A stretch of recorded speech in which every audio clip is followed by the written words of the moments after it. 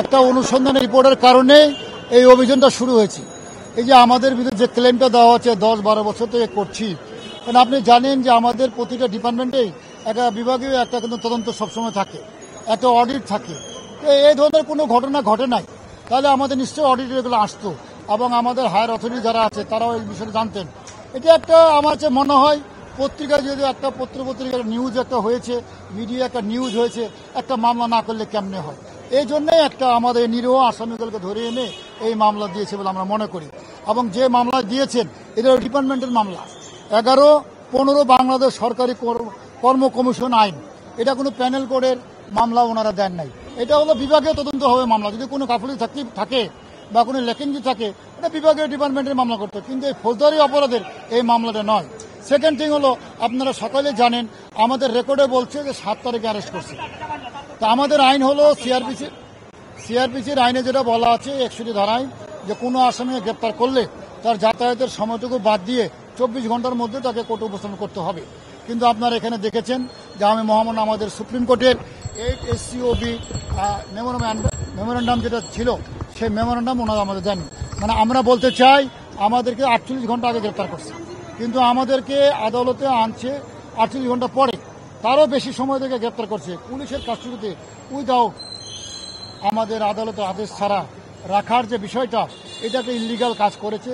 আমি মাননীয় আদালতকে চ্যালেঞ্জ করেছি যে আমরা বলেছি আমাদেরকে 5 তারিখে গ্রেপ্তার করছে এবং আমাদেরকে 9 তারিখ উঠে আদালতে উপস্থাপন করছে। এই কোথায় ছিলাম তার ব্যাখ্যা আয়োগকে চেয়েছি মাননীয় আদালত হতে শোকজ করতে পারেন, যেহেতু তারা মেমোরান্ডাম অ্যারেস্ট মহামান্য সুপ্রিম কোর্টের যে আদেশ 2016 সালে ম্যান্ডেটরি প্রভিশন, সেটা ওনারা ভায়োলেট করেছেন। আমরা মনে করি আমরা অপেক্ষায় আছি, দেখি মাননীয় আদালত কি আদেশ দেন। এবং আমাদের যে আসামি এরা নিরীহ, এরা এই ঘটনার সাথে জড়িত না, কেউ ক্লেম করে নাই, কোনো অভিযোগ নাই, কারো কোনো ক্ষতিগ্রস্ত ব্যক্তি নাই, কোনো এখানে যাদের ক্ষতি হয়েছে এরকম কোনো ব্যক্তি আদালত আছে। জামিনের জন্য একটা কথাই বলেছি যে আমাদের উইদাউট ডিটেনশন রেখেছেন এবং আমাদের অসুস্থ এবং আমাদের মারধর করে হাত ভেঙে দিয়েছে এবং আপনাদের এই মামলাতে দেখেন চিকিৎসার সনদপত্র আমাদের গ্রেপ্তার করার পরেও আমরা পুলিশের হেফাজতে আমরা আহত হলাম কি হবে। অর্থাৎ আমাদেরকে ওনারা রিমান্ডে নিয়ে আমাদেরকে যে হেফাজতে রেখে আমাদেরকে অত্যাচার করছে, নির্যাতন করেছে। কিছু আসামিকে যারা একটু দুর্বল তাদের নিরীহ করেছে। এই কারণে আমাদের কিছু আসামিকে দেখা যায় যে 160 করার জন্য নিয়ে আসছে, আমাদের সাথে কোনো যোগাযোগ করতে দেয় নাই। মহামান্য হাইকোর্টে সুপ্রিম কোর্টের যে নির্দেশনা, সে তার আইনজীবীর সাথে পরামর্শ করার, সাক্ষাৎ করার, দেখা করার আইনগত অধিকার সে পাবে।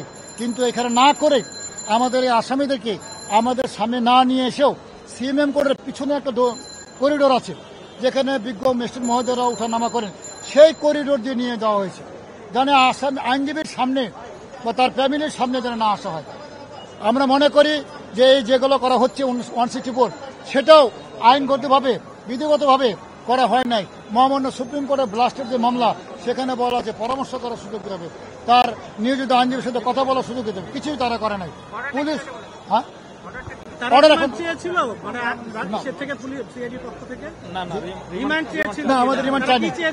রিমান্ড চাই নাই, কারণ রিমান্ডের কাছে তারা আগে করে নিয়েছে। উইদাউট রিমান্ড যদি কোনো আসামি রিমান্ড থেকে আসার পর 164 করে, সেখানে আমাদের একটা আইনগত সুবিধা পায়।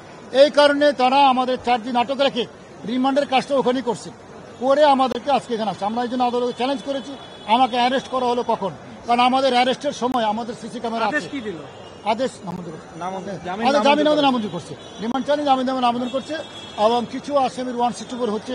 তারা কি বলছে আমরা জানি নাই, তারা কি 164 করবে কি করবে না, এটা হাকিম মহোদয়ের কাছ থেকে বেরোনোর পরে বলা যাবে।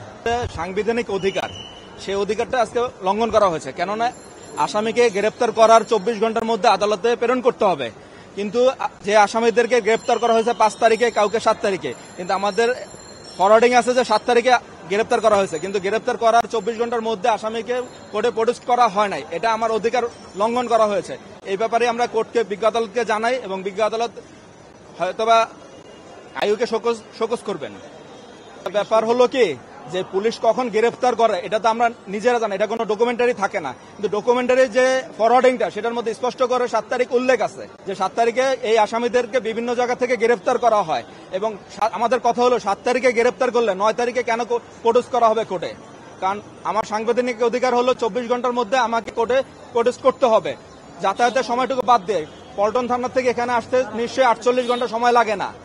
এখান থেকে সর্বোচ্চ 1 ঘন্টার ব্যাপার। তা বাকি যে 47 ঘন্টা সেই সময়টা কোথায়?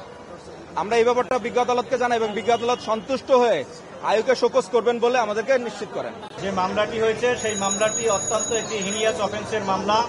সেই মামলায় তদন্তকারী সংস্থা সিআইডি ইতিমধ্যে 17 জন আসামিকে গ্রেপ্তার করেছেন এবং তার ভিতরে 7 জন আসামি তাদের স্বেচ্ছায় তাদের দোষ স্বীকার করতে তারা ইচ্ছুক হওয়ায় তদন্তকারী সংস্থা তাদেরকে বিজ্ঞ আদালতে প্রডিউস করে এবং সেই প্রথম 7 জন তারা বিজ্ঞ আদালতের বিভিন্ন আদালতে সিএমএম আদালতের বিভিন্ন আদালতে তারা আজকের তাদের দোষ স্বীকার করে স্বীকারোক্তিমূলক জবানবন্দি এখন প্রদান করিতেছেন এবং বাকি 10 জন তাদেরকে তদন্তকারী সংস্থা তাদেরকে জেল হাজতে আটক রাখার জন্য আবেদন করলে বিজ্ঞ আদালত তাদেরকে সিটাবুল জেল হাজতে প্রেরণ করেন। আমরা বিজ্ঞ আদালতকে রাষ্ট্রপক্ষ থেকে যুক্তি উপস্থাপন করে বলেছি এই মামলাটি যেহেতু একটি অত্যন্ত হিনিয়াস অফেন্সের মামলা, এই মামলায় যে সকল অপরাধ করা হয়েছে সেই অপরাধের কারণে আজকের বাংলাদেশের যে ক্যাডার এবং নন ক্যাডার সার্ভিসের যেসব কর্মকর্তা নিয়োগ হবেন বিএসসির মাধ্যমে যাদের পরীক্ষা দেওয়ার কথা সেই মেধা সম্পন্ন যারা আছেন তাদেরকে মেধা শূন্য করার জন্য তারা অনৈতিক উপায়ে অসৎ উপায়ে অবলম্বন করে সেই প্রশ্নপত্রগুলো ফাঁস করেছেন। আজকের মামলায় আসামিরা রেলওয়ের নন ক্যাডার পরীক্ষায় সেখানে প্রশ্নপত্র ফাঁস করে কোটি কোটি টাকা হাতিয়ে দিয়েছেন এবং পিএসসির সেই কর্মকর্তা কর্মচারী সহ বাইরের অনেকের সাথে জড়িত আছে। তারা পরস্পর যোগ সাজশে দীর্ঘদিন যাবৎ বাংলাদেশকে একটি মেধা শূন্য একটি কর্মকর্তা কর্মচারী উপহার দেওয়ার জন্য তারা সেই মেধা শূন্য যারা আছেন তাদের কাছ থেকে অবৈধ সুবিধা নিয়ে বিভিন্ন কৌশলে সরকারি পাবলিক সার্ভিস কমিশনের বিভিন্ন পরীক্ষার প্রশ্নপত্র ফাঁস করে আসছেন। তারই ধারাবাহিকতায় আজকের এই মামলাটি হয়। গত 4 জুলাই এই মামলাটি হয় এবং আজকে তাদেরকে গ্রেপ্তার করা হয়। আমরা রাষ্ট্রপক্ষ থেকে আরো যুক্তি উপস্থাপন করে বলেছি যে এদেরকে যদি স্বীকারোক্তিমূলক জবানবন্দি নেওয়ার প্রেক্ষিতে আরো যারা জড়িত আছে তাদেরকে গ্রেপ্তার করা হয় তাহলে এই প্রতিষ্ঠানটি তার সুনাম অক্ষুণ্ণ রাখতে পারবে এবং বাংলাদেশের মানুষ সন্তুষ্ট হবে যে এ ধরনের একটি হিনিয়াস অফেন্সের মামলা আসামিরা গ্রেপ্তার হয় এবং বিচার হয়। সেই কথাই আমরা বিজ্ঞ আদালতকে বলেছি। বিজ্ঞ আদালত আমাদের রাষ্ট্রপক্ষের বক্তব্য শুনে সন্তোষজনক মনে হয় 10 জন আসামিকে সিটাবুল জেল হাজতে প্রেরণ করেছেন এবং যারা স্বেচ্ছায় স্বীকারোক্তিমূলক জবানবন্দি দিতে ইচ্ছুক হয়েছেন তাদেরকে বিভিন্ন আদালতে এখন তাদের স্বেচ্ছায় স্বীকারোক্তিমূলক জবানবন্দি লিপিবদ্ধ করেছে। আসামি পক্ষ থেকে আসামিকে ছাড়িয়ে নেওয়ার জন্য আদালত থেকে মুক্ত করার জন্য তারা বিভিন্ন ধরনের যুক্তি উপস্থাপন করে থাকেন। তারই ধারাবাহিকতা তারা বলেছেন যে আসামিদেরকে আগে গ্রেপ্তার করেছে তাদের বক্তব্য আদৌ সত্য নয়। যদি সত্য হইতো তাহলে আগেই আসামিদেরকে কোর্টে প্রডিউস করা হইতো। যেহেতু তাদেরকে রিসেন্টলি গ্রেপ্তার করা হয়েছে, গতকালকে গ্রেপ্তার করা হয়েছে, আজকেরই বিজ্ঞ আদালতে আনা হয়েছে, এক্ষেত্রে আইনের কোনো ব্যত্যয় ঘটেনি। আর আজকের যে আইনে তাদেরকে গ্রেপ্তার করা হয়েছে তার হলো সরকারি কর্ম কমিশন 2023 সালের আইনের 11 এবং 15 দ্বারা তাদেরকে গ্রেপ্তার দেখানো হয়েছে এবং আমরা দেখেছি এই মামলায় সর্বোচ্চ শাস্তির বিধান হয়েছে 10 বছর পর্যন্ত।